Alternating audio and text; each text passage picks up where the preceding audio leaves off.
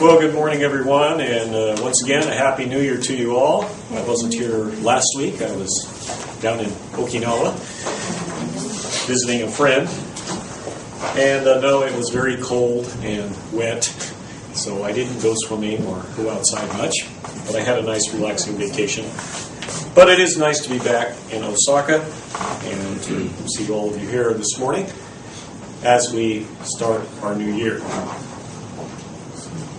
There a problem? Oh. We've been talking about parables of Jesus each week as I've been speaking. And today we're going to continue looking at parables from chapter 13 of Matthew. Today we looked at the parable found in verses 47 through 50, the parable of the net. And this morning I'd like to talk a little bit about this parable and some of the meaning and symbolism behind it, what we can learn from this, and what we should remember from this parable in our daily lives. So, first of all, how many of you have gone fishing before? Fishing's pretty popular in Japan.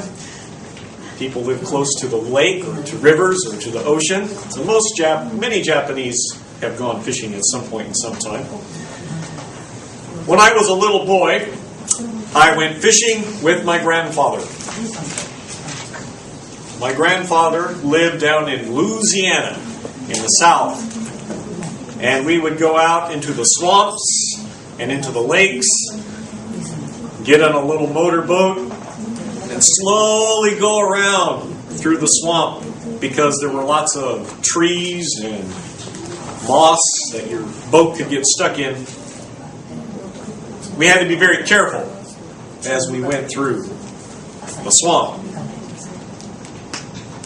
And my grandfather gave me a little pole, and he had a rod and reel that he would throw out and bring back, and he would catch fish.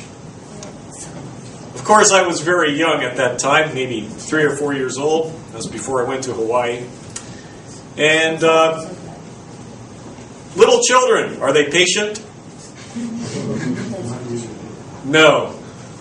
And I had my pole, and I would wait, and I'd pull it up, and there was nothing on it. My grandfather, you have to wait. You have to wait till the little ball sinks into the water, and then you pull it. But as a 3-year-old, I did not have much patience, so I didn't catch any fish. Now, several years later, when I was older, on another visit to Louisiana, I was more patient, so I did catch some fish. But we were fishing with rods and reels and with poles. We would put some bait, a worm or a lure, on the line, and we would throw it out into the lake and patiently wait, either reeling it in or waiting if you had a pole, waiting for something to happen.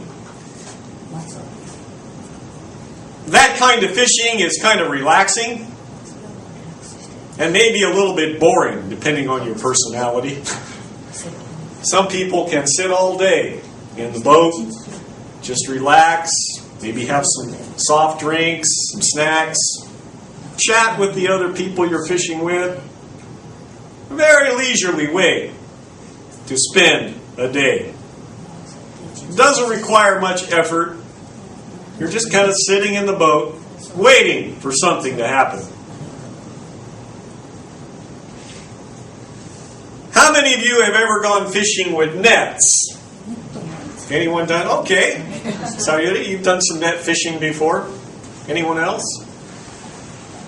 Net fishing is very different from fishing with a pole or with a rod or a reel.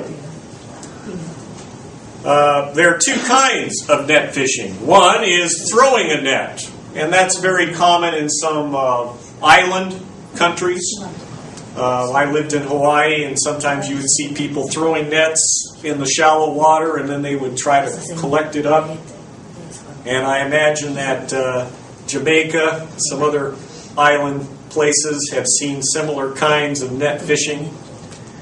And once again, you have to throw out the net, pull it up, and hope that you catch a few fish.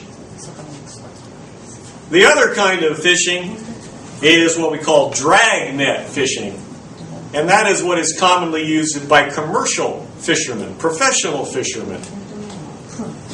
With drag net fishing, you have a long net, which is also very deep. You weight it down with stones or with lead weights. You lower the net, and then your boat makes a wide circle. Or maybe you have two boats on each end of the net, dragging this huge net underwater, dragging along the bottom of the ocean because of the weights, or very low in the water. And anything and everything that passes into the net is caught, unless it's too small. Depending on the size of the net, the size of the holes, smaller